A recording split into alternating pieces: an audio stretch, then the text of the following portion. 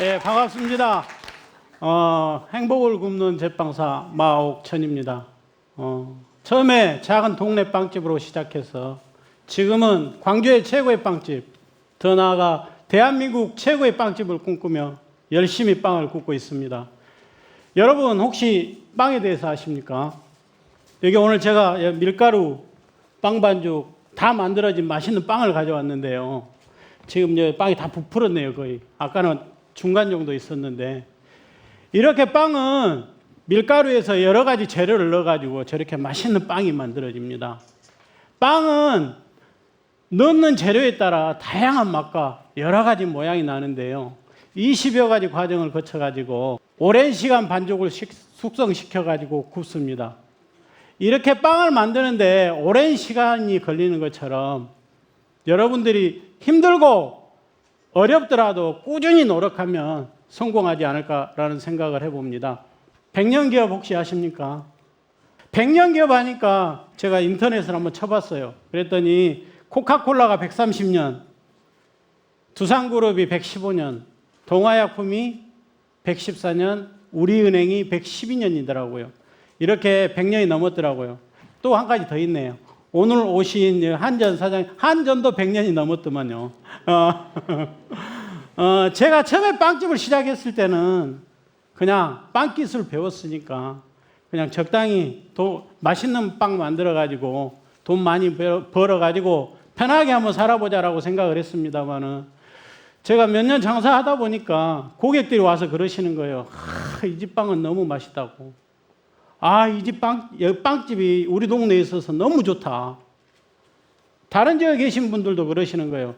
우리 동네에 이런 베비에르가 있었으면 참 좋겠다. 이런 말씀들을 많이 하시는 거예요. 그래가지고 제가 그랬죠. 속으로.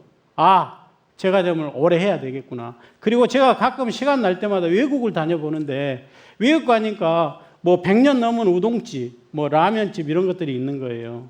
그래서 이 광주 지역에서 오랫동안 고객들에게 사랑받을 수 있는 빵집을 한번 만들어 보자라고 생각을 했습니다. 제가 1991년 창업을 해가지고 올해로 25년째인데요. 100년이 되려면은 지금 4분의 1 왔습니다. 앞으로 50년, 100년 아마 어려운 점도 있고 힘든 점도 있을 거예요. 그렇지만 꾸준히 열심히 노력해가지고 이 광주 지역에서 아닌 대한민국에서 계속 고객들한테 사랑받을 수 있는 빵집을 만들 수 있도록 노력하겠습니다. 여러분 밀밥 보이시죠? 옆에는 그 팥 수확하는 겁니다. 제가 작년부터 지금 밀하고 팥을 재배를 해봤는데요. 농사란 게 이렇게 힘든 거구나 라는 생각을 했습니다. 근데 올해 같은 경우에는 지금 농사 전문가한테 따로 이렇게 농사를 지으라고 지금 해줬습니다. 그리고 팥 같은 경우에는 저희가 한평 농협에다가 내년에 쓸 거 10톤을 미리 지금 선주문을 해놨어요. 이렇게 100년을 준비하면서 좀 더 나은 재료, 좀 더 최신 시설, 그 다음에 기술에 대한 투자, 재료에 대한 투자를 열심히 하고 있습니다. 이것들은 앞으로 이 베비에르가 100년을 보면서 준비하고 있는 첫 단계입니다. 그리고 두 번째는 저희는 빵 투어를 많이 다닙니다. 전국의 유명한 빵집은 안 다녀본 데가 없습니다, 솔직히. 그리고 저희 직원들도 마찬가지고 저희 이제 빵을 하는 친구들이 대부분 수줍어합니다, 많이. 특히나 우리 대한민국 사람들이 여루어해요. 전라도 말로 여루어합니다. 그러다 보니까 가서 말을 못 붙여요. 그렇지만 우리가 먼 길을 부산이나 대구로 갔을 때 그 먼 길을 갔을 때는 뭔가 한 가지는 배워야 되잖아요. 그렇기 때문에 얼굴에 철판을 깔아야 됩니다. 일단 얼굴에 철판을 깔고 가서 물어봐야 돼요. 그 집 대표님한테. 창원이라는 도시에 가니까 거창 오리빵이라는 걸 개발하고 있더라고요. 근데 그 오리빵 같은 경우도 빵에는 오리를 넣을 수 없잖아요. 오리고기를. 근데 모양만 오리 모양을 해가지고 만들었더라고요. 근데 광주하면 무등산 아니에요. 그래서 무등산 빵을 저희도 개발을 하고 있습니다. 등 보이시죠? 저희 집 빵집에 가면 저런 등들이 다 달려 있습니다. 저 등 같은 경우에는 대전에 유명한 제과점 성심당을 가가지고 벤치마킹을 한 거거든요. 성심당에 가서 보면은 빵 중앙 매대, 빵 진열하는데 위쪽에가 저런 갓등이 달려 있습니다. 예전에 저희가 빵집을 할 때는 그냥 위에 조명만 달았어요. 이렇게. 그러면 빛이 다 분산이 돼요. 근데 간 모양으로 해놨더니 빵을 집중을 시켜주더라고요. 빵이 살아 보여요. 그러다 보니까 저걸 따라하게 됐는데 저희 같은 경우에는 저기에다 하나를 더 덧붙였습니다. 저희 로고하고 상호를 넣었어요. 불을 켜면 저희 로고하고 상호가 보입니다. 혹시 사자상 하면 어디가 떠오르십니까? 싱가포르요. 아, 싱가포르. 예, 맞습니다.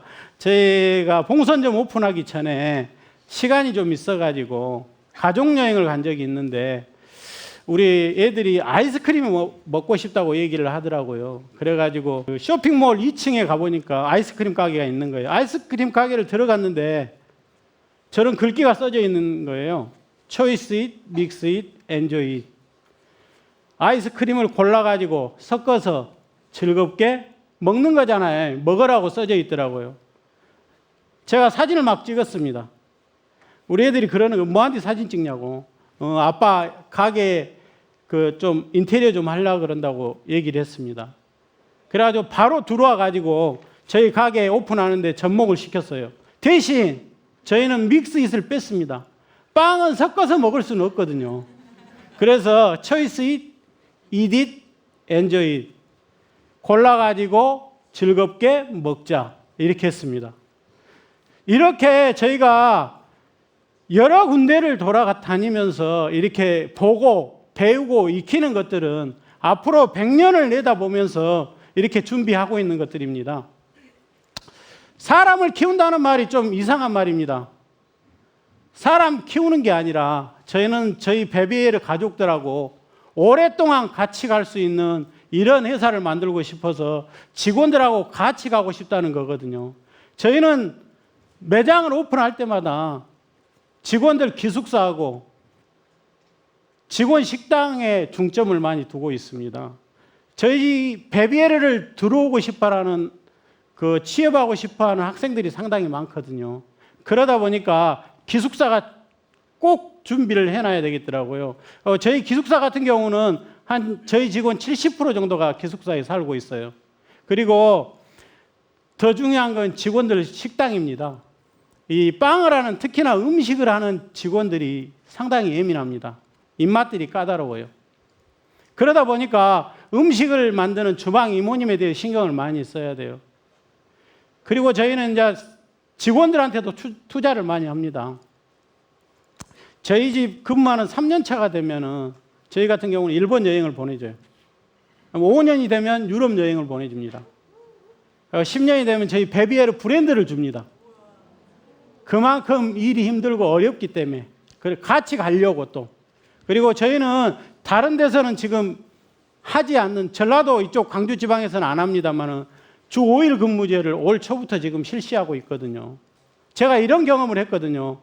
저희 집에서 한 6개월 된 근무를 6개월 정도 한 친구들이 그런 얘기를 하는 거예요. 사장님, 일은 배우고 싶은데 4시간이 너무 없어요. 이런 얘기를 많이 하는 거예요. 아, 그래? 그러면서 저희가 주 5일 근무제를 채택을 했습니다. 그러다 보니까 지금은 잘 정착이 됐어요. 근데 또 한 가지가 있습니다. 많이 쉬다 보니까 이걸 또 더 많이 받고 싶어 하대요. 돈을 많이 쓰나 봐요. 예. 여러분, 혹시 토끼와 거북이 동어 알고 계십니까? 예. 거북이는 토끼보다 느립니다. 그렇지만 경주할 때는 어때요? 항상 결승점에는 거북이가 먼저 와 있거든요. 여러분, 다 우리는 거북이입니다. 자기 일을 열심히 하다 보면 꼭 결승점엔 내가 와 있지 않을까 싶습니다. 여러분들이. 빵을 하는 제빵 분야는 느림의 미학이라고 합니다. 빵을 만드는 게. 왜? 오랜 시간 빵을 반죽을 해서 숙성시켜서 그 빵을 구워가지고 손님한테 가기까지 많은 시간이 걸리거든요. 그것도 손님이 기다리고 천천히 꾸준함의 결과물이라고 생각을 합니다. 다른 분야도 마찬가지입니다. 내가 순발력이 좀 없다고, 좀 튀지 않는다고, 지방대학을 나왔다고, 고등학교만 졸업했다고 해서 두려워하지 마시고 자기 분야에서 열심히 하다 보면은 꼭 성공하는 사람이 되지 않을까라는 생각을 합니다.